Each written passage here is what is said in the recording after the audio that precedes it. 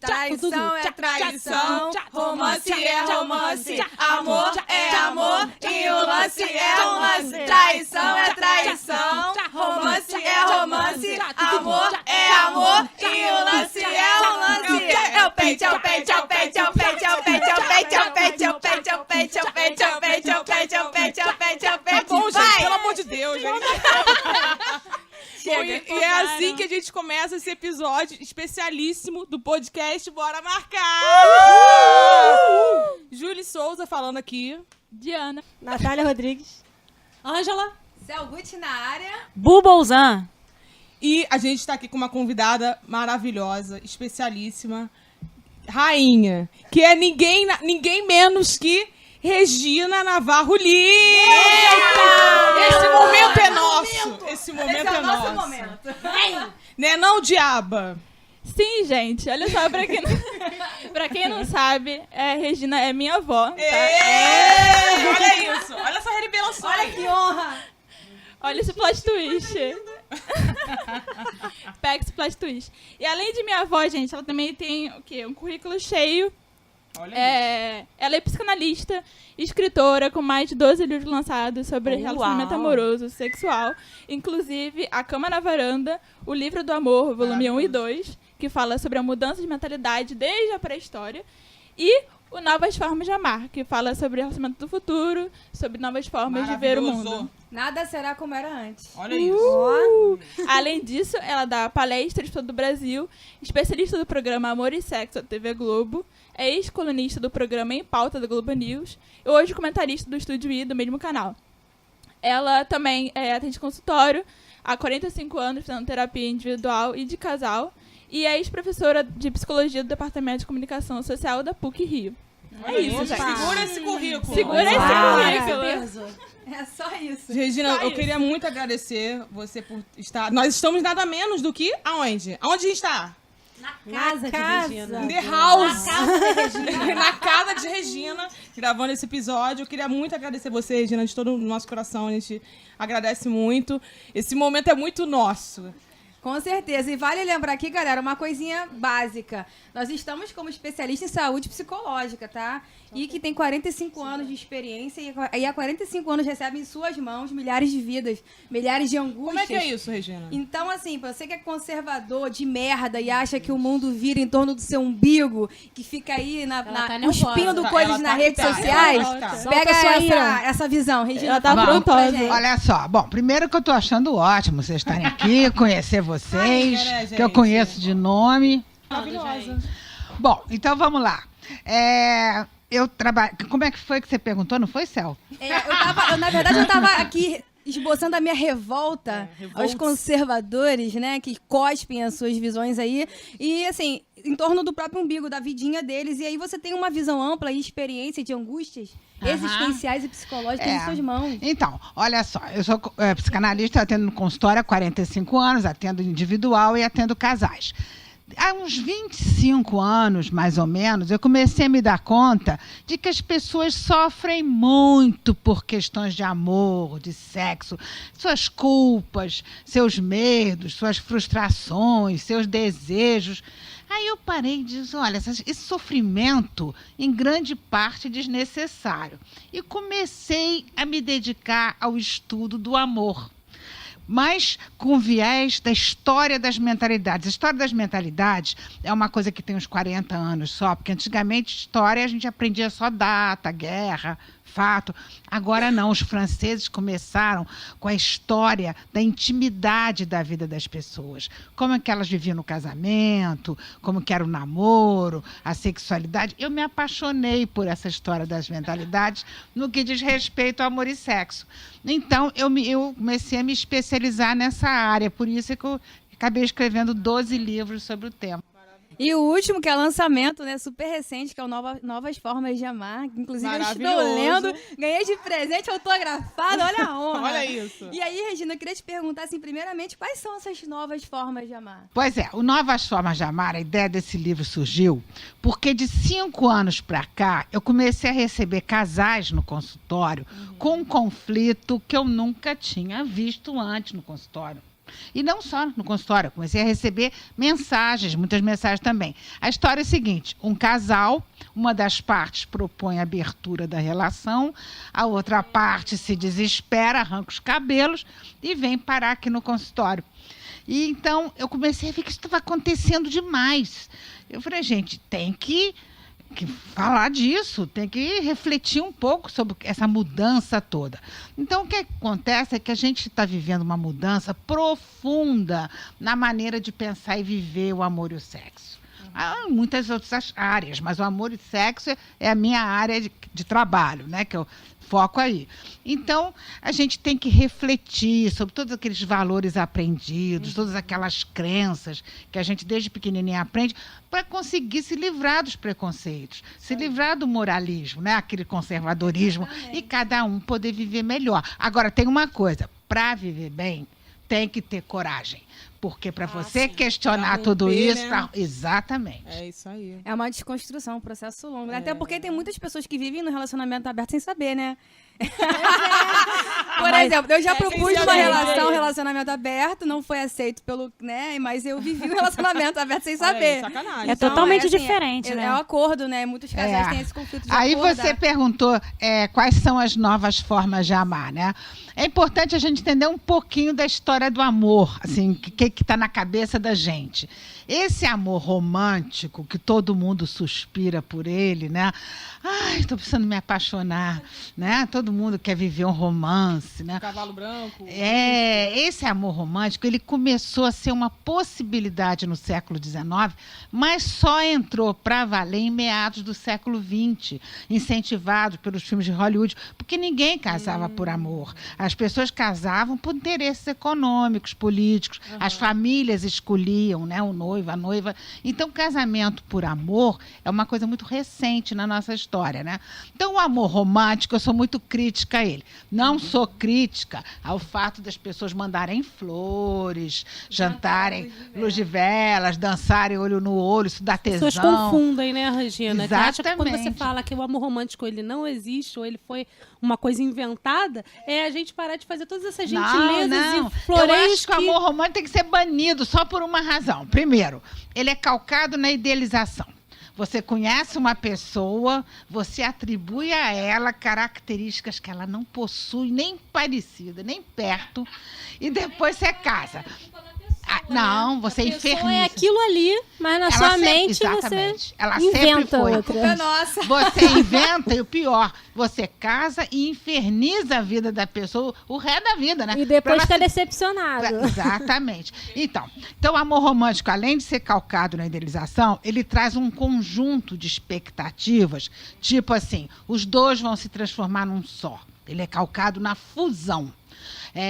O amado só tem interesse se a amada estiver perto.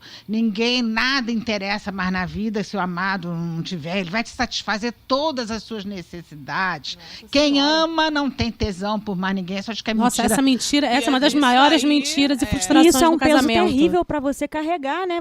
Todas as expectativas de outra pessoa em cima de você e você ser aquilo tudo é muito peso. Exatamente. É um peso terrível. E o outro acha que tem que te satisfazer e o outro tenta satisfazer. Não, é muito louco isso. Então, agora, tem uma novidade boa, que o amor romântico está dando sinais de sair de cena. Por quê? Gente, a gente está no meio de um processo, de uma profunda mudança das mentalidades, na forma de pensar e viver. Profundo, que começou nos anos 60 com a pílula anticoncepcional. A pílula anticoncepcional é um marco na história da humanidade. Né? Antes de ter pílula, qualquer transinha podia dar um filho. Né? Então, era uma coisa complicada. Então, nós estamos caminhando. Né? Depois da pílula, vieram os movimentos de contracultura, né? Movimento hippie, movimento gay, movimento feminista, né? Toda a revolução sexual. E a gente está caminhando nessa profunda mudança. É um processo. Então, novas formas de amar estão aparecendo. Porque este amor romântico está dando sinais de sair de cena, porque o amor é uma construção social. Em cada período da história, ele se apresenta de uma forma. Então, está dando sinais de sair de cena, e ao sair de cena, está levando com ele a sua característica básica. Qual é? Exigência de exclusividade.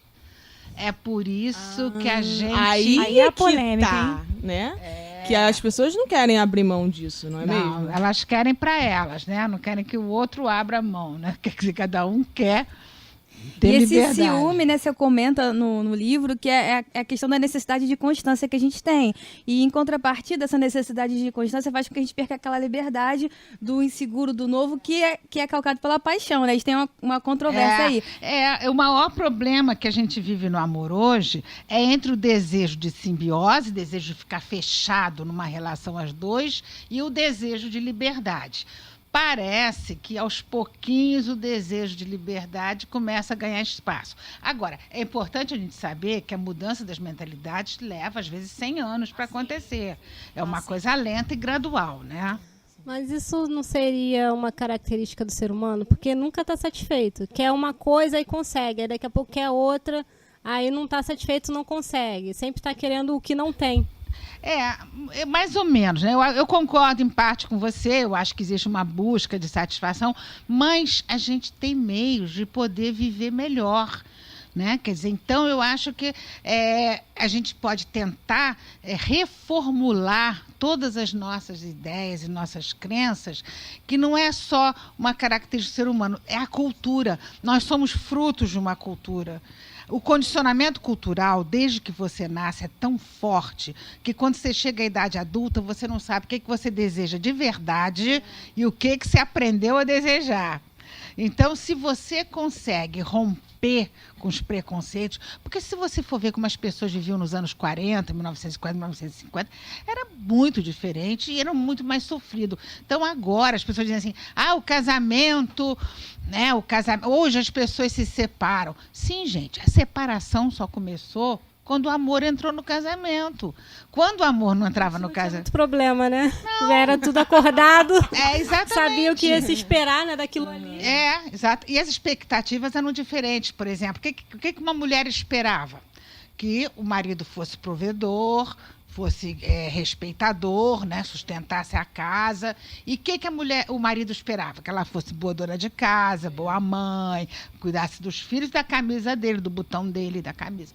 Isso é que se esperava. Quando o amor entrou no casamento, as expectativas mudaram. Passaram a ser realização afetiva e prazer sexual. Aí, gente, as separações começaram. Regina, aproveitando, eu tenho algumas pessoas que eu sigo lá no Twitter, a @matriosca, que é a Raquel, eu pedi para ela, porque ela tem uma vivência de relacionamento poliamoroso, enfim, e eu que pedi a ela uma pergunta que ela fizesse. E a pergunta dela foi: você acredita que a sociedade em algum momento vai aceitar melhor arranjos de relacionamentos para além da ideia de casal?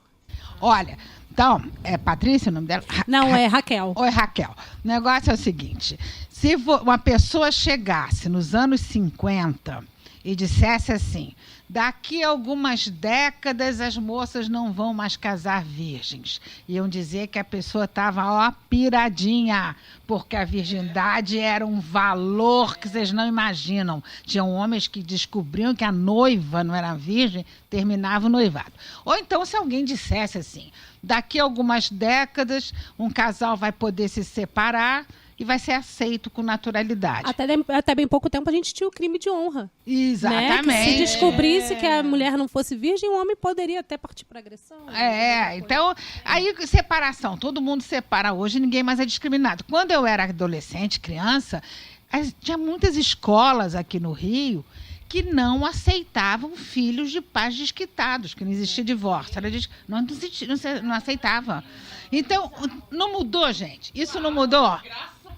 Então, a gente pode mudar. Daqui a 20 anos, 30 anos, a gente vai olhar e vai dizer, gente, antes predominava o casal querendo ficar fechado, agora predomina pessoas querendo... Eu acredito muito que daqui a um tempo, 2 décadas, 3, não dá para precisar, menos pessoas vão querer se fechar numa relação a 2 e mais gente vai optar por ter relações mais livres, mais soltas. Eu acho que é uma tendência. Esse viés, a senhora acha que vai vir de que linha? Que linha religiosa. Essa mudança? Essa mudança. Não, eu acho que não. É não religiosa. Eu acho que pela religiosa... Impossível, né? Continuaria tudo... eu acho que não. Eu acho que as pessoas, pela reflexão, essa mudança toda vai se ampliando, né? Agora, a gente tem pontos aí que são legais. Por exemplo, a gente pode falar de fidelidade, de ciúme. Essas são questões que, quando eu falo nas redes, dão mais polêmica. Olha, fidelidade, uma coisa também que me atacam muito, porque eu ponho eu já vi posts... pessoalmente seus ataques, o pessoal fica nervoso. Não, mas assim, se eu falo assim, que o homem... Por exemplo, ele tem medo da intimidade. Fala alguma coisa assim, pelo condicionamento cultural, como foi criado. As pessoas se ofendem. Os homens me xingam muito, ficam muito ofendidos. Mas dentro dessa área do amor, a gente tem muita coisa ainda para discutir, para trocar ideia. Por exemplo, posso jogar uma pergunta para vocês? Por favor. Então tá. Vocês acham que a fidelidade, tal chamada fidelidade, que eu chamo de exclusividade, quando é casamento eu chamo relação extraconjugal, vocês acham que é fundamental numa relação? Posso responder? Pode, todo mundo pode, né? Eu como... vou dar a ideia aqui de que eu sou casada. E eu acho que o que vale, na verdade, é o acordo que o casal faz, né? Se o casal se propõe a ser um relacionamento aberto, que seja. Se eu quero sair com outras pessoas, que eu deixe claro que essa é a minha intenção, entendeu? Eu acho que quando você faz as coisas... só pra você quer a liberdade só pra você, e você mente, e você faz aquilo dali escondido, isso daí não é legal. Eu acho que tudo tem que ser acordado, tudo tem que ser combinado, e se for combinado, vale. É justo. E quem mais acha? Eu acho assim, eu vivi num casamento há 10 anos. E por muito tempo nesse casamento, eu achei que eu não podia nem pensar em outra pessoa. Olha como a cultura influencia. Claro. Depois que eu li o seu livro, muita coisa mudou. Gente, é uma desconstrução maravilhosa, porque assim, hoje eu penso que a gente tem que ser sincero conosco e com o parceiro. Então, assim, nem sempre no casamento, por exemplo, a questão sexual vai ser sanada pelo teu parceiro. Então, assim, você pode sim ter desejos e vontades e querer desenvolver a tua sexualidade de forma diferente. É o que a Bu falou, o acordado não sai caro. Eu acho que depende do acordo. Mas não acho mais que a fidelidade seja algo... Que faz parte do casamento. Tem várias formas de ser infiel, né? Não é só no ato em si, tem várias maneiras da gente ser infiel também. Quem mais quer falar? Eu quero. Fala. Então, eu já passei por situações onde eu propus relacionamentos abertos e não aconteceu, e depois eu levei um par de... Eu também, enfim. bate aí. E aconteceu da pessoa não ter sido fiel àquilo que a gente tinha acertado. Eu entendo hoje em dia, com menos mágoa e tal, mas ainda pra mim, eu penso assim, eu quero ter um relacionamento aberto. O que me pega, e que eu gostaria até que você comentasse em algum momento da nossa conversa, é como que a gente foge do adestramento que a gente tem sobre o ciúme. Porque, assim, eu gostaria muito de ser a pessoa, em teoria, a pessoa que eu sou, em teoria, na prática. Sei. Porque a minha cabeça eu não quero controlar ninguém, e eu não controlo. Mas uma coisa importante, já sei em teoria, já é um grande passo, já né? sei, isso. Eu Já queria que você sei falasse acontecer. sobre Mas isso em algum sem momento. ficar maluca, né? Sem ficar maluca, Eu isso é acredito importante. nisso, Leveza. eu quero isso, eu não vou perturbar o outro, mas na minha cabeça tá. Ai, meu Deus, ai, meu Deus. Eu quero a leveza. Uma coisa que me ajudou foi quando eu li no livro dela que ela fala que ninguém tem acesso à subjetividade de ninguém. Então deixa ela falar. Fala pra gente, Vem, Regina. vem, Como é Regina. que é esse controle que a gente Pois quer é, ter? olha só, essa história é curiosa, né? Que eu tive alguns programas de rádio. E um deles, na rádio, sei lá qual foi, que as pessoas faziam perguntas. Gente, eu fiquei tão impressionada, porque 99% as perguntas eram assim: será que ela me trai? Será que ele tem outra? Será que... Eu saía da rádio e falava assim, gente, isso aí é uma obsessão. Ele tá querendo uma vidente também, né? Hein? Tá querendo uma vidente também, né? Como é que você vai saber? Pois é, exatamente. Aí eu peguei e fiz um post que eu uso muito no Twitter, no Facebook, no Instagram, que eu boto assim... Aliás, eu vou contar um caso do consultório, que juntou com essa experiência o negócio seguinte. Todo mundo acha que pode controlar o outro, né? Controla e tal e tal. Eu tive um paciente que era um advogado casado com a mulher mais controladora do planeta. Eu não sei se em outros planetas tem alguém tão controlador. Atenção, aliens. Mas no planeta Terra, eu acho que ela é a mais. Ela não trabalhava, não fazia nada, acordava às 10 da manhã e existia para controlá-lo, tá? Então ela ligava-se com quem almoçou, quem sentou do teu lado, o que você pediu de almoço, o que você lanchou. Bom, enfim. Esse cara, ele saía todos os dias de casa, às 6:45 da manhã. A desculpa geral, muito processo no escritório, naturalmente. Aí ele saía às 6:45 da manhã, passava todos os dias na casa da namorada. Transava com a namorada. Que disposição. Que disposição. Quando ele chegava no trabalho, no escritório, assim, 9:45, a mulher quase começando a ligar, né? Quando era 10 horas, eu acho que ela cobriu o olho, já ligava. O cara estava satisfeito da vida, estava nem aí. Quando ele me contou essa história, que ele já namorava essa moça há 3 anos e se encontrava todo dia cedinho com ela, eu juntei com essas perguntas da rádio, essa preocupação. Aí eu fiz um post que é assim: ninguém devia se preocupar se o amado transa ou não transa com outra pessoa. Cada um deveria responder só 2 perguntas a si mesmo. Me sinto amado? Me sinto desejado? Se a resposta for sim para as 2, o que o outro faz quando não está comigo não me diz respeito. Agora eu quero ouvir o que vocês acham. Polêmica! Mas isso é, inclusive, um dos pontos que as pessoas meio que surtam um pouquinho, né? Porque falar isso é muito novo, é muito, assim, não sei se é novo, mas é muito desafiador e quebra muito o que a gente entende como um relacionamento e bonitinho. E as meninas casam de vestido de noivo e os rapazes de terno. Eu vou falar que eu sou meio apavorada com essa ideia. Eu não cheguei nesse nível de desconstrução, ainda não. Eu penso em milhares de outras liberdades, mas a questão da transa com outra pessoa, isso é um tabu para mim ainda. Eu tenho dificuldade com essa ideia. Eu tô em conflito interno. Eu queria entender qual a necessidade, por que a gente tem essa necessidade de controle? Por quê? Eu já penso diferente, mas se pensar para minha vida, eu já meio que dou uma surtada. Deixa eu tentar dar um motivo possível, né? Nós todos nascemos do útero da mãe. No útero, é pena que a gente não lembra, mas devia ser uma delícia, né, gente? Ai, devia. Não tinha fome, não tinha calor, não tinha cólica. Certos presidentes da República. Tinha aconchego, mas nós nascemos. Quando você nasce, você imagina, a criança sai de dentro dessa maravilha toda, leva uns tapas na bunda, né? Já sai apanhando. Quando a gente Pra saber nasce, como é que vai ser a vida. Já sai chorando. já vai preparado, né? Aí você é tomado por um sentimento de falta, um sentimento de desamparo, porque aquela coisa maravilhosa que tinha. Isso da condição humana. A gente cresce sentindo aquela falta de tudo que a gente tinha, né? A nossa cultura, em vez de nos incentivar a desenvolver a capacidade de ficar bem sozinho, isso é fundamental. A nossa cultura incentiva que você tem que encontrar sua alma gêmea. Isso, a metade da laranja. A metade da laranja. A tampa da panela. Será que as pessoas não preferem jogar a responsabilidade delas serem felizes nas costas do outro? Porque ninguém quer se encarar e falar, pô, o que eu posso fazer pra minha vida ser melhor, pra minha vida ser feliz? É mais fácil que eu jogar nas costas de alguém que vai suprir todas as minhas necessidades, porque a obrigação é isso dele, é o amor romântico. Depois do casamento, seguindo essa lógica.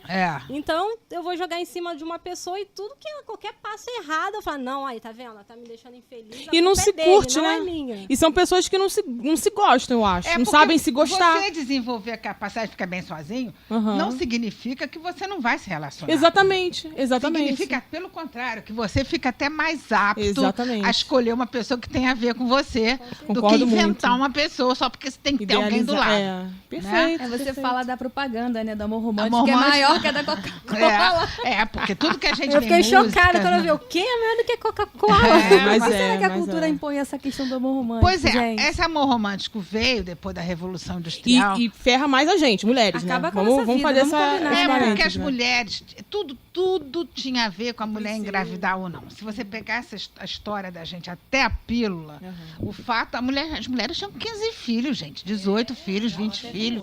Na minha família, isso era uma grande questão. O meu avô, com suas 5 filhas, quando começava a demorar um pouco o namoro, tá durando muito, ele já falava, olha, tem que casar, porque eu não posso ter uma filha grávida de jeito nenhum e tem que casar virgem, então o namoro tá avançando, casa logo, porque era o pavor dele, era ter uma filha grávida. Pois é, mas então por que as pessoas jogam tudo em cima do outro, né? Porque aí você cresce com essa ideia de que você tem que encontrar alguém para você reeditar aquilo do útero que você vivia, reeditar aquilo quando a criança é pequena, porque toda criança bem pequena, ela é possessiva, controladora e ciumenta, porque se a mãe morre, se a mãe some, a criança morre. Né? Porque ela precisa de cuidados físicos, cuidados emocionais. Faz todo Exato, é sentido. sobrevivência. Então você pega uma criança de 3, 4 anos, a mãe vai atender no telefone, a criança quebra um jarro. Não sabe como esbarrou, quebrou. Aí a mãe tem que desligar o telefone e dar atenção para ela. Porque a criança fica em cima. Nós crescemos, nos tornamos adolescentes, depois adultos, resolvemos questões com o síndico do prédio, resolvemos questões com o banco, mas no amor é essa coisa complicada, né? Então a gente deposita tudo no outro, como se aí a gente tivesse a garantia de não ficar mais sozinho, né?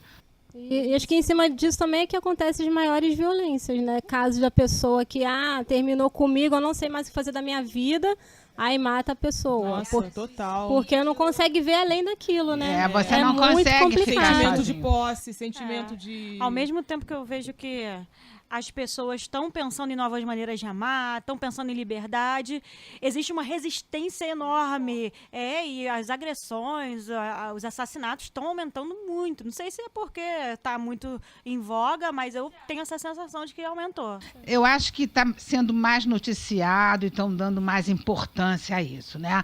Agora, isso tem uma explicação que a gente vai ter que voltar no tempo um pouquinho para entender. Vamos ter que voltar só 5.000 anos, tá, gente?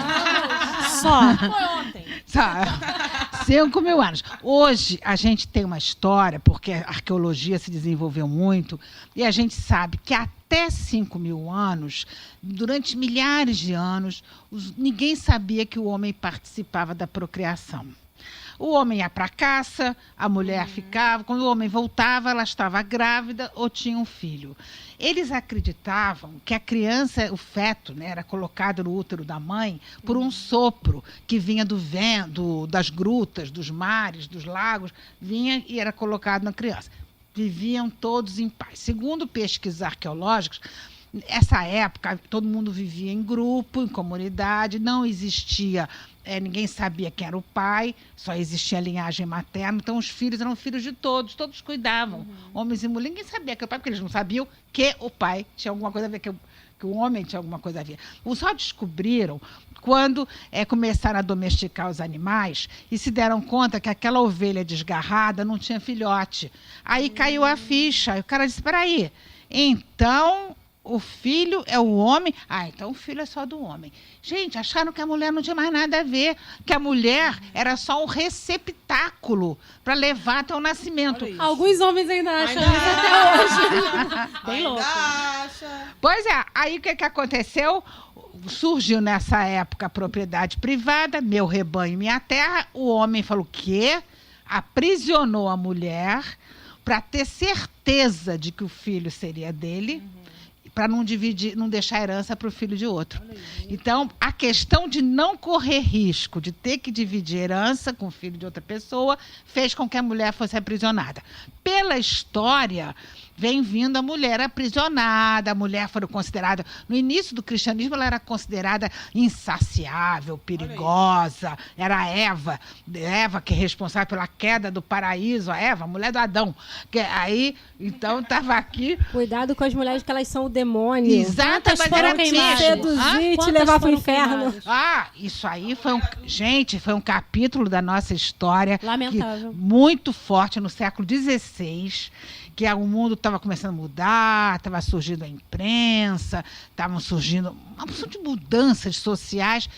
Eles começaram a achar que o diabo estava solto por aí e resolveram que o diabo era responsável pelas tormentas, pelas morte do gado, por tudo, por causa das feiticeiras. Feiticeiras seriam mulheres que teriam feito sexo com o diabo. E por isso aconteceu. Gente, olha, centenas de milhares de mulheres foram queimadas vivas na fogueira.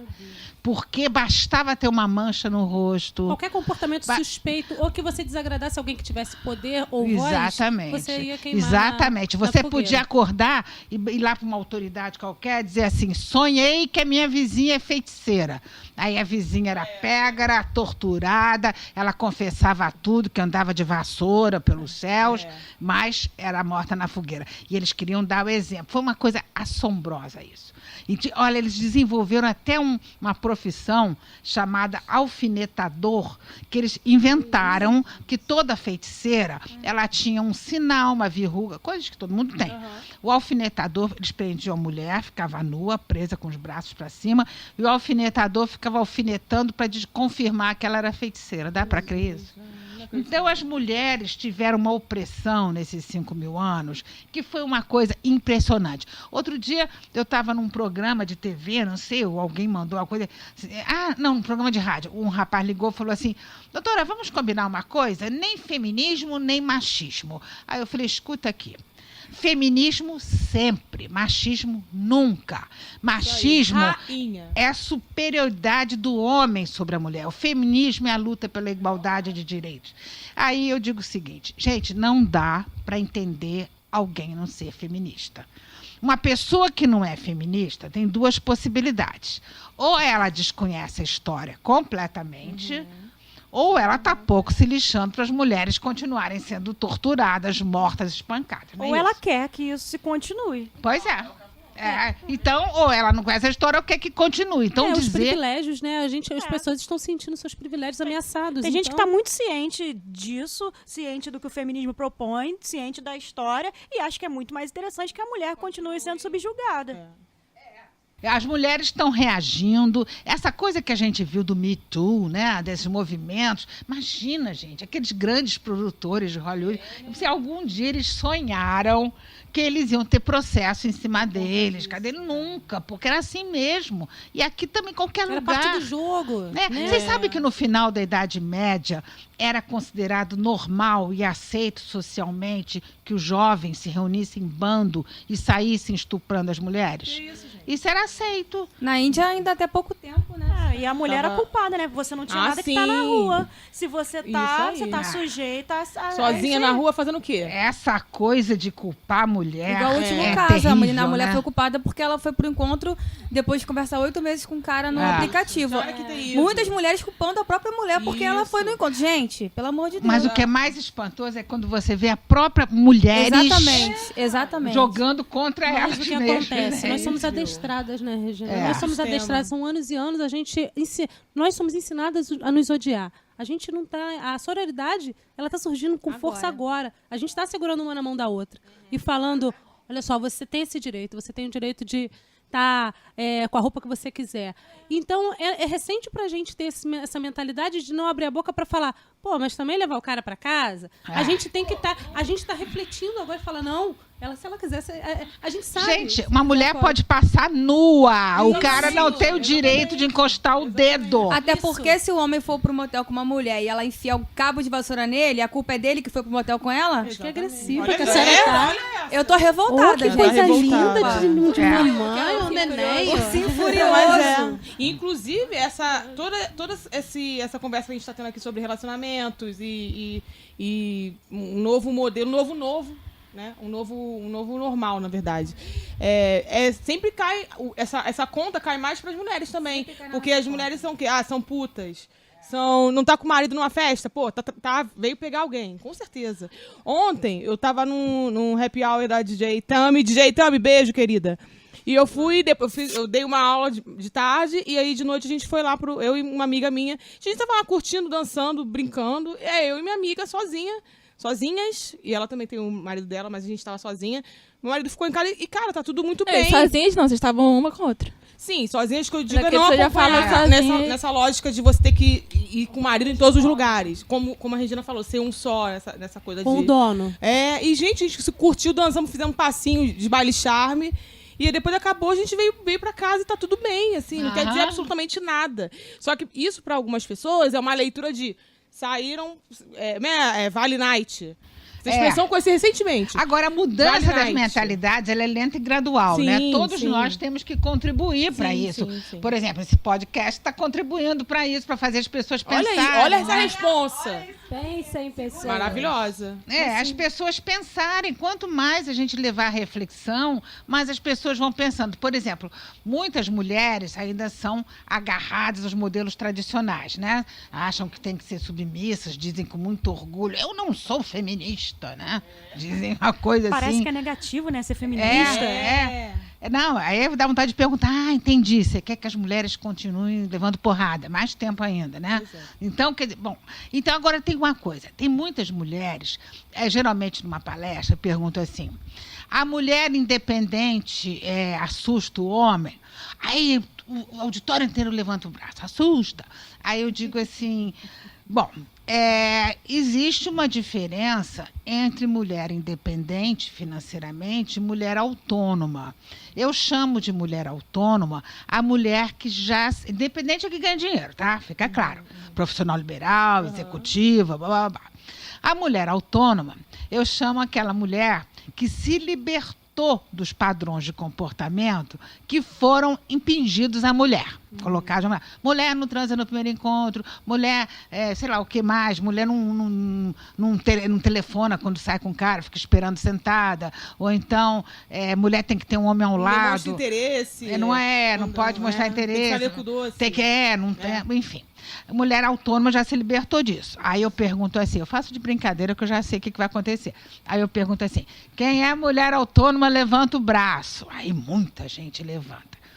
Aí eu digo, é mesmo? Que legal. Então agora eu vou fazer uma pergunta só para as mulheres autônomas. Aí todo mundo fica sério esperando. Aí eu digo assim, a mulher deve dividir a conta do motel com o homem? Nossa, gente. Aí o bagulho fica doido. Não, o bagulho fica doido. Gente, as palestras da Regina. Eu fui a uma. Eu tava junto com até um amigo que até mandou uma pergunta também. É uma coisa que as pessoas ficam ameaçadas pelo que ela fala. Ela fala uma coisa. Ela está propondo um pensamento, uma reflexão, e as pessoas ficam... Você vê que as pessoas realmente, elas ficam atingidas. É como se ela estivesse entrando na casa da pessoa e fazendo xixi no meio da sala. Eu vou mijar na tua casa.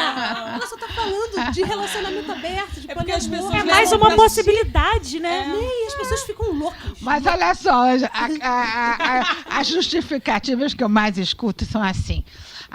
Não. Eu divido teatro, cinema, restaurante, mas motel não, né? Eu digo assim, motel não, né? Por quê? Você não vai para ter tanto prazer quanto o teu parceiro e tal e tal. Bom, ou então, o que eu gosto mais é que sempre aparece alguém dizendo assim, olha, eu já gasto em manicure, cabeleireiro, depilação, é ele que pague. Eu digo assim, mas vem cá, você não gasta para você ficar com a unha bonita, depilada? Então, achando que agora o cara tem que pagar. Então, isso é uma história muito antiga, né? Que a mulher, ela era tão desprestigiada, há milênios, né?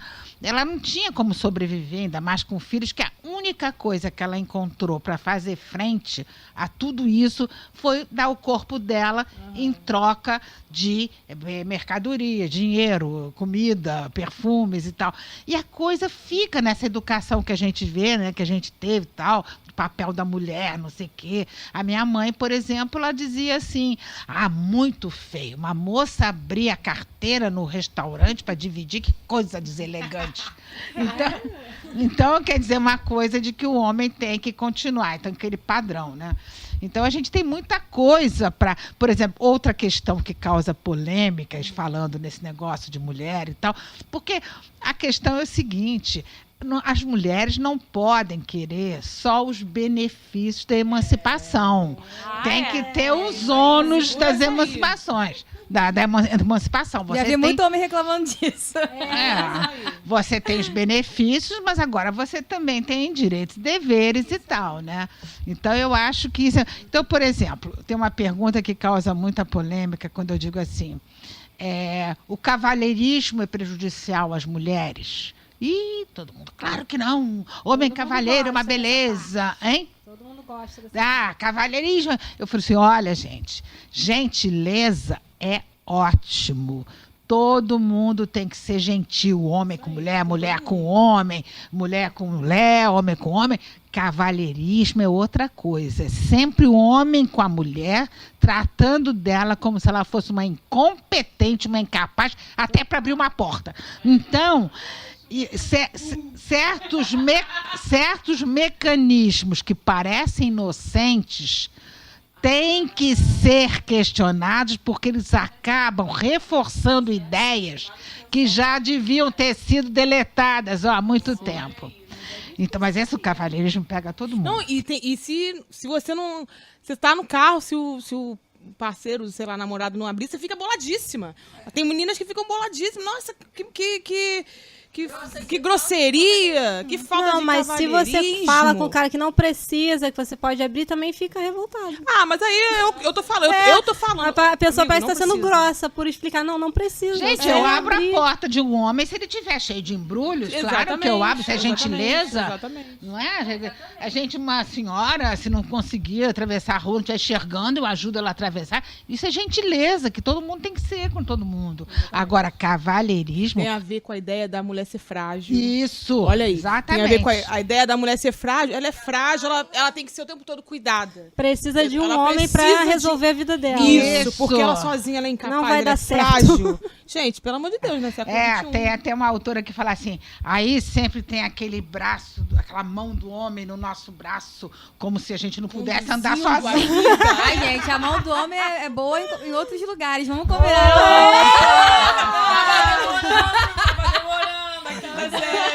Regina, fala então para os nossos ouvintes homens, vocês podem ser feministas? Claro, devem ser feministas, gente. Amém. Feminismo é uma luta pela igualdade de direito, de respeito, das mulheres terem as mesmas condições, mesmas possibilidades na vida. Então, chega, já deu. Está na hora das pessoas refletirem com isso, porque todo mundo pode viver muito melhor do que vive. Então, é a gente abrir a cabeça. Sabe, eu sempre tenho uma imagem de um caleidoscópio. O caleidoscópio, vocês já viram um caleidoscópio, né? Você olha, tem uma imagem, uma figura assim, né? Com cores. Você sacode. Quando você olha novamente, é outra imagem, outras cores. Mas não entrou nem saiu nenhum elemento. Isso é que é incrível. Você muda a tua visão. Então, isso a gente pode fazer em relação à vida. Porque acontece o seguinte, muita gente está insatisfeito na vida, mas se agarra aos padrões já conhecidos, porque o novo assusta, o desconhecido gera insegurança. Então, aquela pessoa fica lá, agarrada naquilo, né? É preciso coragem para isso. É mais fácil sofrer com o conhecido, né? Do que o sofrimento do novo, né? De você não saber, né, como fazer, como é que tá. Então, eu acho que a gente pode viver muito melhor do que vive todo mundo. Tem mais é que refletir. E como é que a gente lida com esse monstrinho que fica aqui? A gente sabe o que é, a gente tem aqui na nossa cabeça tudo que a gente pensa que é o certo. Não, o certo a gente vai dar liberdade, a gente vai acabar com esses modelos tradicionalistas, a gente vai acabar com tudo isso. Mas a gente fica com aquele monstrinho dentro da gente ali, poxa vida, será que ele vai sair com alguém? Monstrinho é o ciúme. O monstro. Como é que a gente lida com isso? Como é que a gente desconstrói? Como é que desconstrói? Não é simples, não.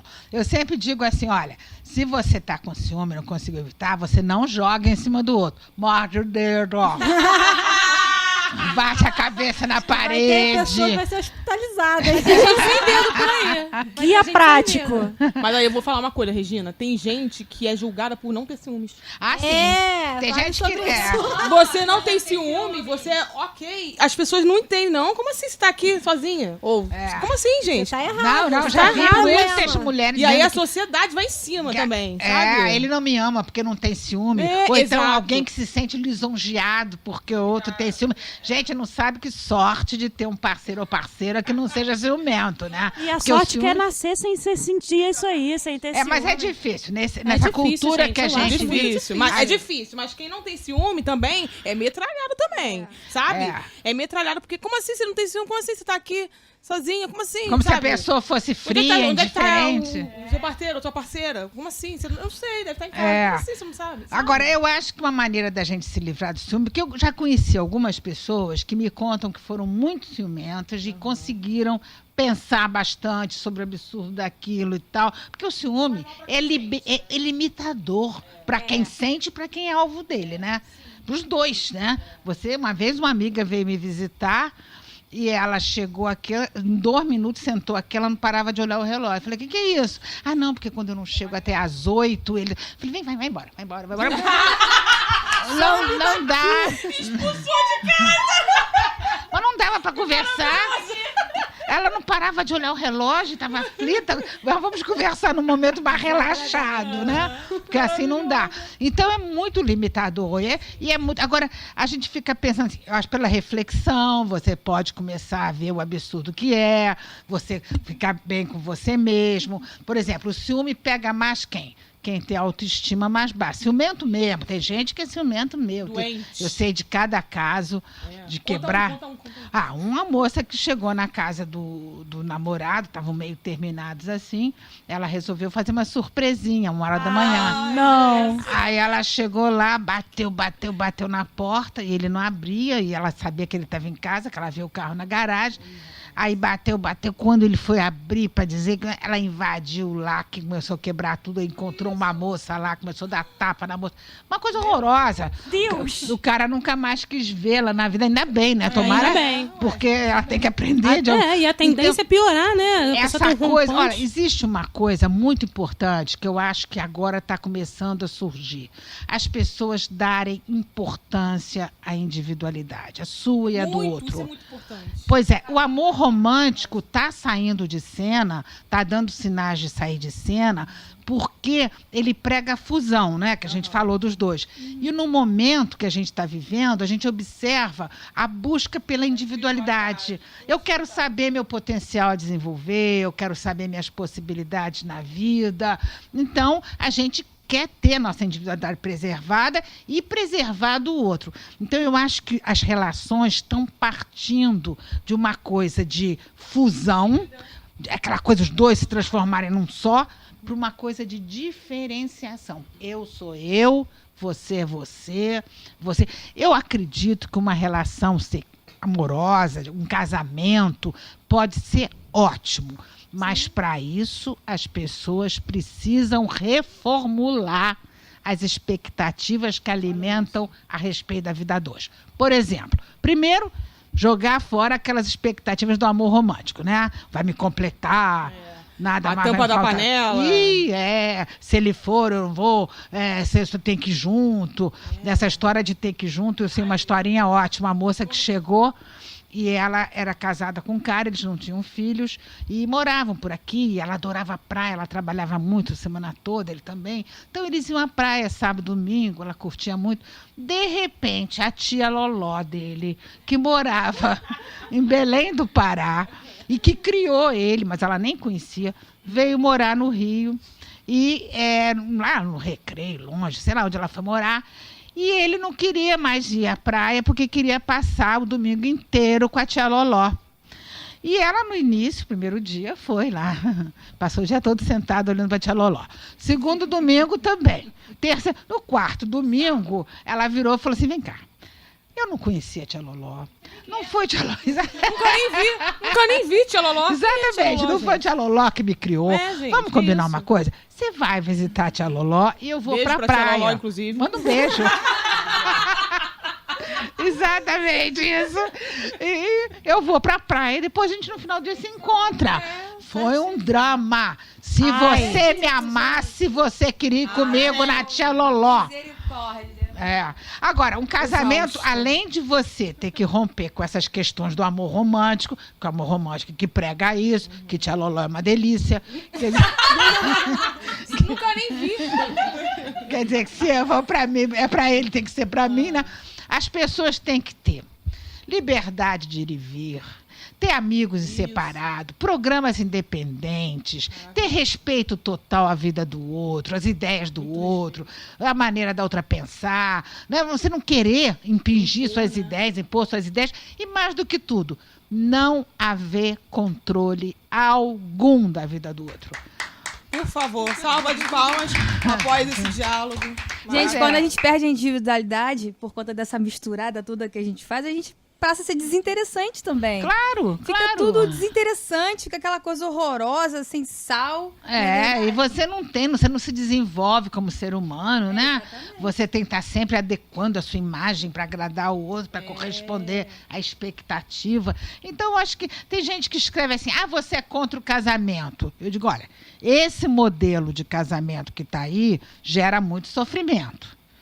Né? Esse modelo, eu vejo isso porque você sabe que quando eu comecei a escrever meu primeiro livro, A Cama na Varanda, aí deu uma notícia, não sei se foi no Fantástico, em algum lugar da televisão, que tinha tido uma pesquisa só com pessoas casadas e 80% das pessoas se declararam decepcionadas com o casamento.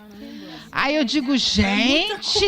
Muita coisa para um casamento que é caro. 80% é um absurdo. Então, o casamento pode ser muito legal, mas a gente tem que aproveitar o momento que a gente está, que cada um está podendo escolher sua forma de viver, porque isso também é muito importante. Como os modelos tradicionais de comportamento não estão dando mais respostas satisfatórias, está se abrindo um espaço para cada um poder escolher sua forma de viver. Isso é maravilhoso. Principalmente as mulheres, né? Que foram mais tolhidas disso há mais tempo. Tinham que se enquadrar em modelos. Aí agora ela pode ser um ser humano. É o que eu falo quando a pessoa não entende. Gente, eu sou um ser humano. Parece que é difícil, né? Explicar que eu também sou um ser humano como qualquer outro. Tenho minhas aspirações, quero saber o que eu posso fazer na minha vida, o que eu quero. E tem gente que não entende. As pessoas não Exatamente. aceitam. A sociedade não aceita que existem, que são dois indivíduos. Não é uma coisa só, um casal para sempre, tem que estar junto no mesmo lugar, tem que ter as mesmas ambições. Às vezes não. Às vezes eu quero uma coisa A e a outra pessoa quer uma coisa B. E tá tudo bem. Uma das partes adora a praia, outro detesta. O detesto vai ter que detesta vai ter que ir, que adora vai deixar de ir o resto da vida. Como é que pode É igual isso? o baile, negócio de dança. Eu amo dançar. Meu marido não curte tanto. Eu não deixo de ir, porque Claro. eu curto pra caraca dançar. E aí eu vou e tá tudo bem, somos felizes, assim. Tem gente que não aceita isso. Tem gente que fala que tá errado isso. Já Mas falaram algumas vezes. aquela questão do senso comum, né? Tipo, não, se ele não for, vai ficar feio. Vai pegar mal. Vai pegar mal. Fica se preocupando com esse uma tipo das de coisa. coisas importantes em cima disso que você está falando é assim, as pessoas começarem a não dar importância ao que os outros pensam. A história da minha vida. Eu tô nem aí, cara. Porque eu acho assim, eu tenho que me importar com o que a outra pessoa tá pensando. Se eu tô magoando ela de alguma forma, vamos resolver isso aqui. Aí sim, mas o resto da sociedade querer A saber, expectativa querer da dizer- sociedade querer dizer ainda. se tá errado, se tá certo. Que eu não tô nem aí, meu irmão. Mas Beijo. a sociedade ela tem uns mecanismos, né? Eu sou funcionária pública e aí recentemente queria uma licença sem vencimento. E aí eu descobri que tinha licença para acompanhar o marido, né, para acompanhar o cônjuge. Caso o marido precisasse se mudar para um lugar, você entrava com o processo para você ir junto e ficar de licença sem vencimento aquele tempo todo. Agora E se a você mulher? Não, se eu queria Eu vi isso tirar daí. para E estudar. se a mulher precisar ir pra algum lugar lá não sei onde receber uma proposta sensacional. Foi o que aconteceu comigo. Eu queria Dane-se, tirar para né? estudar e não tinha. Aí eu assinei muito feliz a minha exoneração. Mas as mulheres não eram gente na época, não eram consideradas um ser que Mas isso pensava. foi agora, Por isso né? que tem que Sim, falar mas que é as um leis ser são lá de humano. trás, entendeu? Não, Ainda tem muita não, coisa pra ser além das revogada. leis, né, Ângela, é toda uma mentalidade que vem passando de geração para geração. As mulheres sempre foram vistas como incompetentes, incapazes, diziam que a mulher tinha cérebro úmido. Gente, Nossa, eu o que vi é isso? isso. Eu não sei. Eu queria Todo saber. mundo tem que ter, né? Eu vou pesquisar o que é isso. cérebro úmido. Que a mulher foi votar muito recentemente, Sim, gente. sufragistas, Século XX. A mulher não podia votar. Eles dizendo, a mulher, isso aí... Não tem capacidade de fazer uma escolha, né? Não, e é convulsão política, não faz bem a mulher, ela é frágil. Então, são milênios, 5.000 anos, né, de opressão da mulher. Se vocês me perguntarem, eu fiz meu penúltimo livro, se chama O Livro do Amor, que foram 2 volumes que eu comecei na pré-história, passei por todos os períodos, né, Grécia, Roma, Idade Média, Renascença, até hoje fui vindo por todos os períodos. O que eu mais concluí? Fiquei 5 anos pesquisando. As 2 coisas mais importantes: a opressão que a mulher sofreu nos últimos 5.000 anos e a repressão da sexualidade nos últimos 2.000 anos, a partir do cristianismo. Impressionante como esses 2 fatores, quer dizer, condicionam a nossa vida. Né? Tinha tratamentos, eu acho que era no século XIX, tinha uns tratamentos específicos para eles falavam que era para curar mulheres histéricas. No caso, era masturbação. Isso. Que na verdade era pra masturbação. acalmar a mulher. Não, essa mulher histérica doida, mas a mulher não podia gostar de sexo. No século XIX, tinha um tal médico muito famoso, que eu já encontrei esse cara em vários livros. Ele se chama Lord Acton. Ele era um médico inglês e ele tem uma frase que é tão absurda que eu nunca esqueci. Ele dizia assim: hoje, felizmente, sabemos que essa ideia de que mulher tem prazer no sexo não passa de uma calúnia vil. Ora, alguém passando o recibo de que não conhece clitóris. A gente vê que ainda tem algumas tribos em alguns lugares que tem ainda o costume de fazer a mutilação do clitóris. Tem. Na África tem alguns Tem povos. alguns lugares ainda. É difícil. A mulher não podia ter prazer nenhum, né? No século XIX, porque no início, há 2.000 anos, eles achavam que a mulher era insaciável, perigosa, que tinha que ficar trancada. Teve uma divisão entre mulheres santas e pecadoras, exatamente, né? Evas e Virgem Maria, né? Gente. Então, no século XVI, na Renascença, isso ficou muito forte. As mulheres se dividiram, exatamente o que você disse. Eram assim, as Evas, as prostitutas. É pra casar e é pra comer. Exatamente. Mais ou menos isso. Exatamente. E isso veio pra vindo, casar. né? Porque no século XX, meados do século XX, dos anos 50, 60, tinha muito isso. Não é pra casar, é pra... Hoje ainda deve ter alguém. E eu acho que isso cria uma confusão até hoje na cabeça de homens e mulheres. Porque, assim, você não sabe o que fazer com aquela mulher que tá no casamento, é mulher real, né? E aí você não sabe se é santa porque é a tua esposa, se é pecadora porque é tua amante na cama. Há uma confusão absurda. Assim, eu já tive um ex-namorado há muitos anos atrás, que depois que eu terminei com ele disse que ia se matar, que não sei o que. Ele disse pra mim que me via como santa. Assim, eu não quero nem... Que horror! A última coisa que eu quero na vida é ser santa, pelo amor de Deus. Mas esse era um problema sério quando os homens, do início, até o início, metade do século XX, os anos 60, era assim, eles tinham que casar com uma mulher pura e santa, e na primeira noite de núpcia, o núpcia era uma tragédia, tinha que fazer sexo que com a era mulher pura. elegante as mulheres que não falavam, que as mulheres eram elegantes quando ficavam quietas. As mulheres falavam muito, era deselegante. Ele tinha essa mentalidade, Esse gente. cara falou Esse isso? cara é Pra louco. você? Ele falou, não, porque é elegante a mulher que quase não fala quando está acompanhada do seu parceiro. Foi esse cara que falou que achava que me tinha no altar como santa, pelo amor de Deus. Deve ser. Tudo que a Regina tá falando. A mulher Aí, que um paciente meu me contou que ele foi transar com uma mulher, vai ver que é essa mulher, por isso. E que ele ficou muito impressionado quando ela teve orgasmo, porque ela fez assim.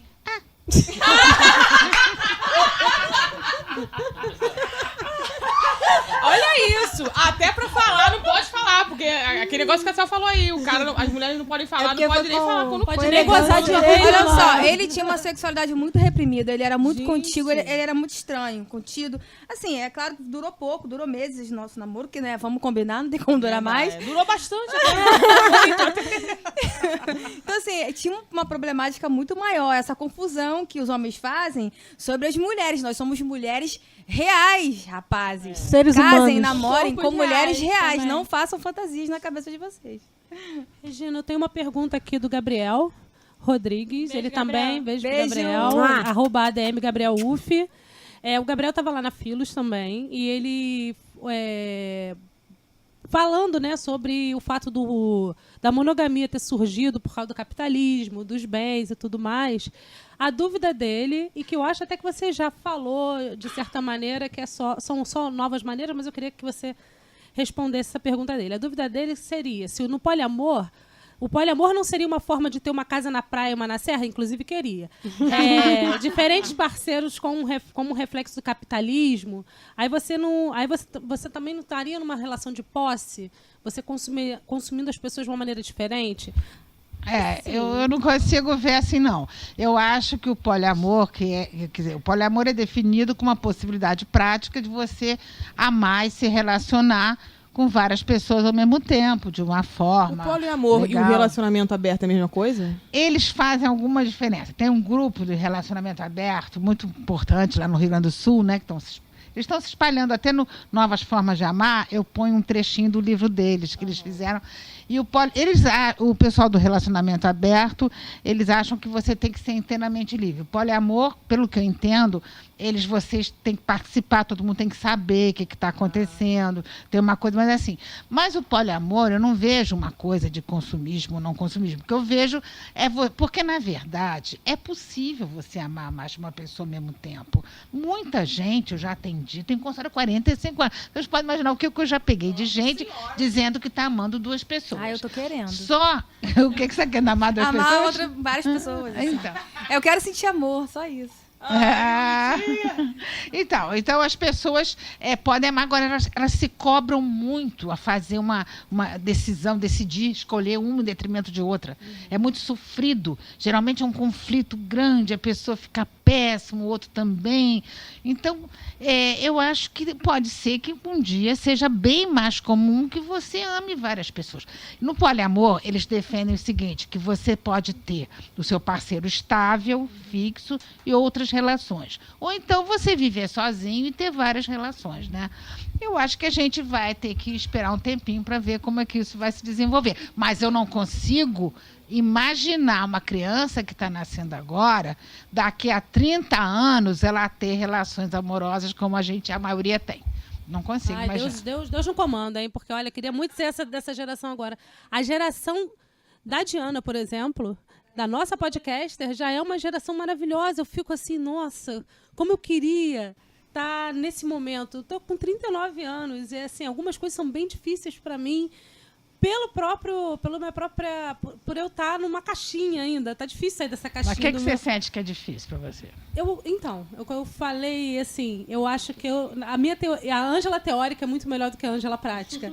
A Ângela teórica é uma pessoa que não sente ciúmes. E eu não sou pessoa de demonstrar ciúmes, não, tá? Eu sou a pessoa que eu vou deitar na minha cama e vou ficar, meu Deus, eu estou sendo preterida. Morder o dedo. Bater a cabeça na parede. Contar pra gangue. Fala, gente, fulana. Coitada das fulanas. Várias coisas que a gangue fica sabendo, assim. Mas eu não queria sentir isso. É isso que eu não queria sentir, entendeu? E eu vejo que a geração dela já não tem esse peso que eu carrego ainda comigo, sabe? São 20 anos de diferença, praticamente. E é isso que eu tô embevecida por estar vendo a geração dela passando por uma coisa que não tá nem tendo... Não tem nem que refletir, enquanto eu fico aqui ainda mordendo meu dedo, entendeu? Mas talvez essa problemática em questão, essa geração nova não tenha. Mas tenha outras que a gente não tenha vivido. Sabe, assim, vai surgir novas loucuras para eles lidarem, novos desafios, que a gente não... Tava tudo bem. Cenas dos próximos capítulos. Cenas dos próximos capítulos. Tá em aberto, né? A gente tem que esperar um pouco pra ver. Vamos ver no que vai dar, mas eu acho que vai dar em coisa legal, porque a tendência melhor do que foi até agora. Com certeza. É um fato. Olha, mas, assim, eu vejo as pessoas que estão na crista da onda desses pensamentos, né? Do poliamor, de novas maneiras de amar e tudo mais. Pessoal da nova geração, mas o pessoal da classe mais privilegiada, porque eu trabalho em periferia, trabalho em escola pública e eu vejo as minhas alunas e os meus alunos refletindo ainda uns pensamentos super tradicionais. É porque, na verdade, a mudança das mentalidades não acontece ao mesmo tempo, né? Sim. Você, às vezes, não você encontra grupos... que no mesmo grupo, às vezes, tem uma pessoa que já se libertou e outra pessoa que ainda está agarrada aos modelos tradicionais. É uma mudança lenta e gradual e que a gente só percebe quando está concluída. Essa história da separação. Quando você olha para trás, você não sabe dizer o momento exato em que um casal se separar foi aceito socialmente com naturalidade. Hoje é aceito. Você não sabe dizer. Mas quando seja, isso já está concluído. Isso já não tem mais, pelo menos nos centros urbanos, não existe mais discriminar uma mulher porque se separou. Antigamente, a mulher era taxada de vagabunda. Os filhos não podiam brincar com as outras crianças. A mulher era desquitada. Era um negócio assim. Desquitada, essa palavra. É porque não existia divórcio. Então, o que acontece é o seguinte, hoje você vê que isso já acabou. Então, vários comportamentos, por exemplo, teus alunos, que você vê lá, daqui a 10, 15 anos, eles já provavelmente vão estar pensando diferente. Porque a mudança vai sendo lenta. Fala, Bu, quer falar? Eu tô com essa pergunta já desde o início na cabeça, né? A gente tem toda essa mudança, mas a gente também tem uma onda tradicionalista muito forte, né? Tem uma onda conservadora e eles estão penetrando dentro da escola, tolhindo os professores de falar sobre sexualidade, de falar sobre feminismo, de falar sobre política. E aí, como é que você vê? Você acha que a gente caminha para frente, mas caminha para trás? Que não, vai eu ser acho difícil? que pode dar, assim, 3 passos para frente, um passinho para trás, depois mais 3. Eu não acho que é no mesmo... Você acha que a gente vai retroceder? Porque esse é o nosso medo. Não, eu acho que é um pouco assustador o que a gente tem escutado por aí e tal. Mas eu acho que depois da pílula não tem volta. Pode ser, não tem. Gente, é que quando todo mundo nasceu na época da pílula, né? Eu nasci, mas na minha adolescência, no primeiro namorado, um namorado que eu tinha, que eu perdi a virgindade, eu comecei a tomar pílula. Então, isso é uma coisa nova. Eu nunca transei sem existir a pílula. Agora, as mulheres não tinham como. Era um filho atrás do outro. Não, uma coisa horrível, era um negócio assim. Então, isso mudou o mundo. Então, a mulher só pôde entrar no mercado de trabalho depois da pílula, a mulher só pôde reivindicar seus direitos, porque ela já podia sair para uma passeata. Às vezes, eu estou dando palestra às 7h, tem 250 mulheres, porque sempre ainda vão menos homens que mulheres nas palestras. Mas vai homem, está cada vez mais. Aí eu digo para elas, olha, se não existisse pílula, vocês não estavam aqui, vocês estavam em casa cuidando dos 17 filhos, entendeu? Isso é uma diferença. Então, depois da pílula, a mudança está vindo. Eu acho que tem esses movimentos para retroceder, mas não acredito que eles sejam predominantes. Acho que vão pegar mais os fiéis, por exemplo, as igrejas que pregarem, né, certos padrões de comportamento conservadores, talvez peguem mais os fiéis. Ou, pelo menos, eles finjam que estão aceitando, não sei. Mas a sociedade, em geral, eu acho muito difícil. Graças a Deus. A Diaba queria falar aqui uma coisa, porque, assim, vou falar de novo, a Diaba é nada menos do que a neta da Regina. A gente tinha feito tinha conversado lá no grupo do WhatsApp, eu queria saber... A gente está aqui falando do trabalho da Regina, maravilhosa. Eu queria saber também um pouco como é ser neta dessa mulher. Porque a gente só está falando aqui de um aspecto mais... assim, mais geral. Eu queria saber dessa coisa mais próxima mesmo. Cara, como assim ser neta da Regina? Fala, Diaba. Todo mundo pergunta isso.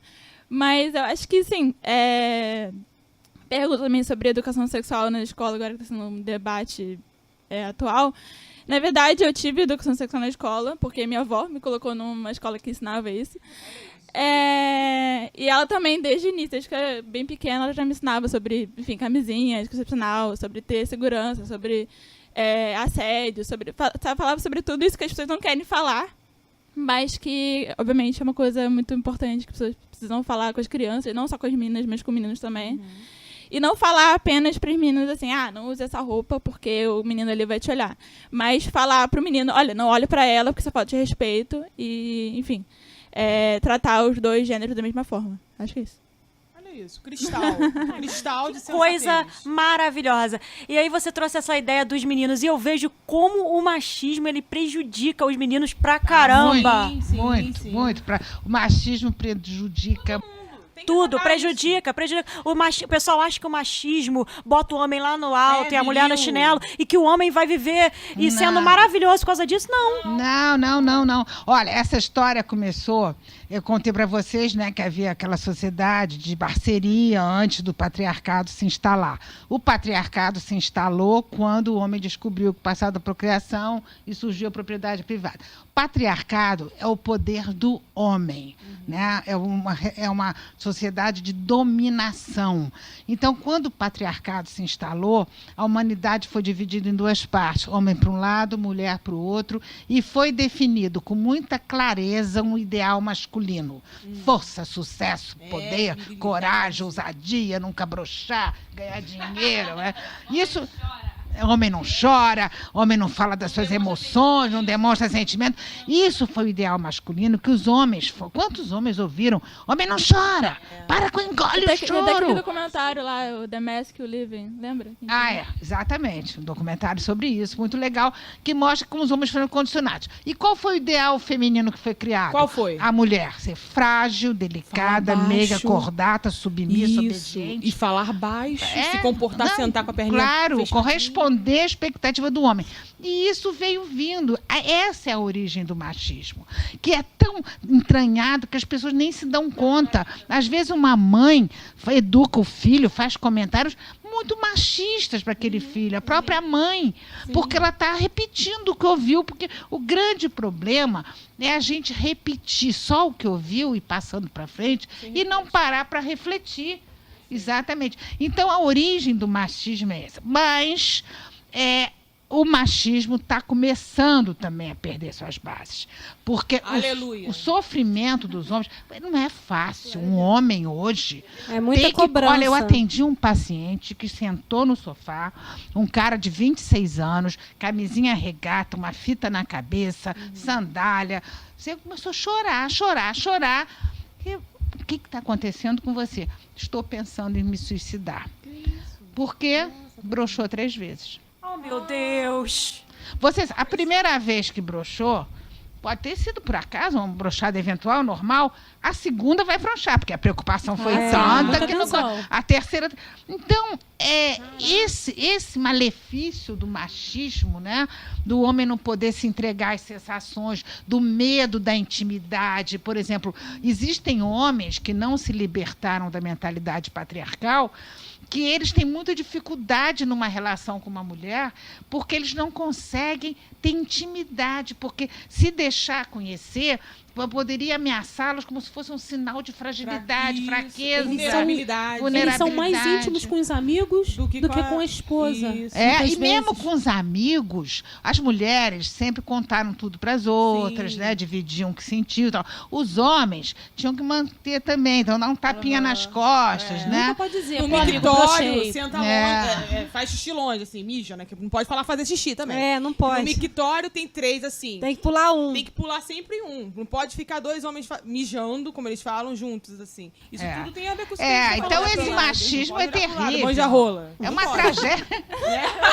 Não é? É exatamente o que acontece. É uma tragédia coletiva o machismo. Agora, muitos homens já romperam com esse mito da masculinidade e estão muito mais aptos a se relacionar amorosamente, sexualmente, né? Porque sexualmente, por exemplo, o machismo sempre prejudicou muito o homem. Porque primeiro que a mentalidade patriarcal associa masculinidade à heterossexualidade. Isso é um grande furo. Por isso que você vê alguém dizendo assim, fulano é gay, fulano não é homem. Como não é homem? É um homem homossexual, qual é o problema? Então, e também o homem não pode falhar a ereção. Né? Então, o que acontece? Como é que a transexual, em muitos casos, né? Claro que existem exceções, os 2 pessoas aqui presentes sabem disso, são as exceções. Temos 2 rapazes aqui presentes, nada menos do que meu digníssimo marido Joab e o marido da Abu, o Urso. Então, com exceção deles, a maioria dos homens parte para transexual, porque eles são condicionados desde cedo a isso, para provar que são machos. Penetração para penetração. Então, muitas mulheres reclamam porque o homem precisa de muito pouca quantidade O homem precisa de muito pouca quantidade de sangue em comparação à mulher, irrigando seus órgãos genitais. Então, por exemplo, para ter ereção, ele tem ereção com muita rapidez. A mulher precisa de muito mais tempo para irrigar os órgãos sexuais internos dela. Então, o que acontece? Eles começam, beijo aqui, beijo ali e tal. O homem fica com ereção. Aí ele quer partir logo para a penetração. A mulher, como foi educada a ter que agradar o homem, a ter que corresponder à expectativa do homem, acaba aceitando, né, para não ser deixada, aquela história toda. Aí o homem parte para a penetração. Aí, porque o maior problema do homem é perder a ereção na transa. Transou, teve ereção, ejaculou, a maioria acha que já foi ótimo. Então ele passa a penetração e faz movimentos rápidos para frente e para trás. Ele tem um orgasmo rápido e a mulher não tem nada. Bernavios. Desespero de Então, murchar? Hein? É o desespero de murchar, porque vai tudo rápido. Tudo rápido, porque não pode perder aquela, timing. O timing. Então eu tenho um caso, eu tenho que contar isso que é muito engraçado. É uma paciente que ela namorava um cara muito legal e tal, e eles começaram o namoro, começaram a sair, eles iam para o motel, e no carro ele levava chocolates, flores, tudo carinhosinho, de mão dada no carro, iam para o motel na Barra. Chegava no motel, o motel tem aquela parte que levanta para você botar o carro, né? Depois fecha, tem uma escadinha que sobe para o quarto. Ele agarrava ela antes de subir a escadinha no chão, jogava ela na escada. Ela falou que a bolsa dela abria, caía tudo. Mas o meu tesão ia embora na hora. Não, mas sabe o que acontece? Aí ele transava, né? Gozava. Aí ele ficava calmíssimo. Aí eles subiam pro quarto. Aí a noite toda ele estava calminho. Transava outras vezes com muita calma. Porque já resolveu o problema. Ela provou que era macho. A exigência dele já tinha cumprido. Se ele broxasse E ela me contava isso de uma forma muito engraçada. Que ela dizia assim, gente, eu não entendia nada. Eu sempre levava um susto. Ele me explicava, tirava a roupa. Então, quer dizer, tem homens que ainda têm essa preocupação e só conseguem relaxar depois de ter provado que é macho. Eu acho que está melhorando muito. Muitos homens estão se libertando disso. Muitos homens já perceberam que o comportamento que sempre foi tido como comportamento de mulher, feminino, são necessários para uma relação boa. Então, eu acho que a gente está melhorando. Aos pouquinhos está melhorando, mas é sempre importante a gente... Regina, eu queria que você falasse um pouquinho para a gente sobre desejo e sexualidade. Tá. Diga lá. Eu acho o seguinte, o que causa atração sexual numa pessoa, né? O que faz você se sentir atraído? E toda época, toda cultura tem seus padrões, né? Teve uma época mesmo no Ocidente que as mulheres gordinhas eram mais atraentes. Meu sonho, né? Regina, é que isso volte. Volte. Porque, eu tô aqui esperando que o Fernando Botero tenha razão. Eu aqui, meu peitão seja valorizado como ele Então, e outros povos também. Vocês sabem que tem certos povos na África, tem várias culturas diferentes. Uma que atração gengivas negras, outra é o olho vesgo. Tem uma que tem que ter o pescoço comprido, elas usam até umas argolas, né? No Ocidente, geralmente a atração é por características do corpo que são bem diferentes, homem de mulher e tal. Mas é muito difícil saber. O que todo mundo quer saber é isso, né? O que faz eu me sentir atraída por alguém? Como eu vou fazer a pessoa se atrair por mim, né? Pois é. Então tem até o cheiro, tem aquela coisa do feromônio, né? Do cheiro, o cheiro atrai. A pessoa, tem gente que fala assim, não põe perfume, eu gosto de sentir seu cheiro. Existe isso. Tem até uma história conhecida do Napoleão, estava numa batalha, e ele mandou uma mensagem, uma carta para entregar para Josefine, mulher dele, que ele dizia assim, chego a Paris amanhã, não tome banho. Para ela ficar com o cheiro dela. Mas agora, o que provoca o desejo, o tesão, a atração? Eu acho o seguinte, gente, se a pessoa se liberta dos padrões de comportamento, porque, por exemplo, tem homens, outro exemplo, vamos lá. Uma paciente que eu atendi, uma graça, gordinha, muito bonita, muito tesuda, uma graça. Começou a namorar um cara e a transa sexual ótima com ele, a vida das duas muito legal. Depois de 3 meses, ela falou assim, vem cá, não estou entendendo. Por que você nunca me apresenta um amigo? Nunca me apresentou uma amiga? Onde ela está se manifestando. Aí ele virou, ela insistiu, quero que você fale a verdade. Porque você está gordinha. aí essa pessoa está totalmente subjugado a um padrão de comportamento. Então, é um esquema assim, ele tem que ter uma mulher gostosa para ser valorizado pelo amigo. É aquela coisa de ser aceito, ser valorizado. Então, o que, na verdade, quando as pessoas se libertaram disso, o que as faz se sentir atraídas pelo outro? Eu acho que é um jeito de falar, um jeito de andar, um jeito de sorrir, algo interessante que você disse. É um conjunto de coisas. E cada um vai se atrair por um determinado uma característica. E na sua época também, né? Em cada época diferente, né? Então eu acho que essa coisa de ter que ter mulher que fala assim, eu só gosto de um homem alto, louro, de olho azul. Gente, isso é igual patético. Alguém que eu conheço. Ora. Igual alguém que eu conheço. Mas, diga, só não vou citar nomes. Mas gente, essa pessoa ela tá na luta aí, na batalha de quebrar esses... Gente, trancas. essa pessoa tá aqui? Xiii. Essa pessoa tá aqui. Joga pro universo. A gente tá aqui jogando. Mas essa pessoa, ela tá no processo. Ela tá no processo. Mas é isso. As pessoas ficam muito... desconstruindo. Tá desconstruindo. Ninguém nasce ok. Na verdade, todo mundo nasce ok. Depois que a gente vai... Vai desoquezando. É desgraça. Mas enfim, essa coisa de estereótipos também, né? Eu queria contar uma notícia que eu li ontem, que a gente tá falando sobre novas formas de amar, e aí eu li uma notícia falando que o Burger King levou um trisal pra aparecer na propaganda deles. É o quê? Um trisal. É um casal de 3 pessoas. Explica, porque eu É um não sabia, casal e de muita 3 gente não vai saber. pessoas. Fiquei pensando. Uma menina e 2 caras, se não me engano.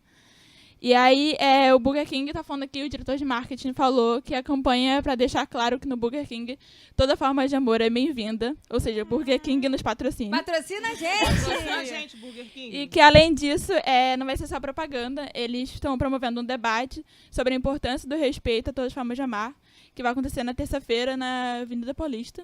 Terça-feira que vai ser um dia que já vai ter acontecido quando chegar nos seus ouvidos esse mas é bom a gente ver como as coisas estão realmente mudando e como até o Burger King, que é uma marca consagrada e famosa, tá colocando um trisal ali pra ser protagonista da propaganda.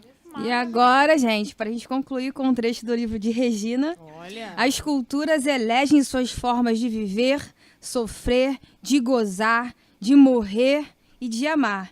E você aí, com aquela velha opinião formada sobre tudo. Ora!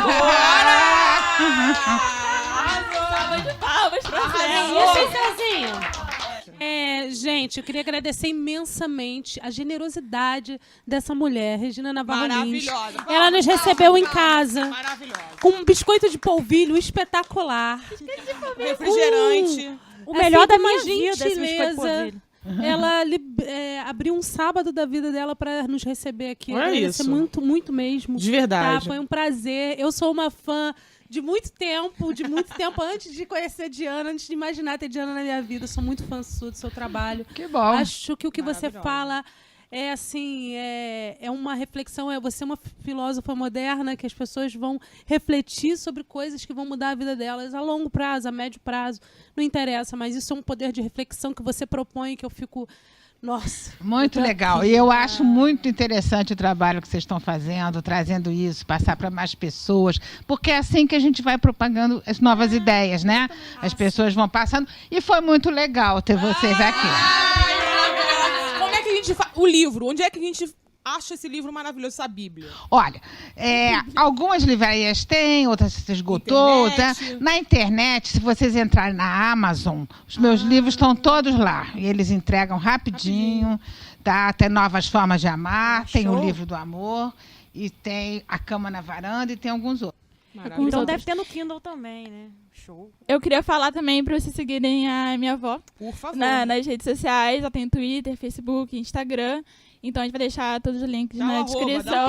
Vou deixar na descrição do episódio, mais fácil. Interajam com Interajam, a Regina. curtam as coisas, dão retweet. Isso, porque olha só, eu só queria explicar o seguinte, no Twitter, no Facebook, no Instagram, eu só trabalho. Eu programo posts, entram de hora em hora, entram posts sobre relacionamento amoroso e sexual. Delícia. Então é @ReginaNavarro, o Twitter, o Facebook é Regina Navarro Lins e o Instagram Regina Navarro Lins. Regina Navarro Lins também. Maravilhosa. Muito obrigada, Regina. Obrigada a vocês. Beijo, beijo, beijo. Bora marcar? Esse encontro você não pode adiar! Ai, que maravilhoso!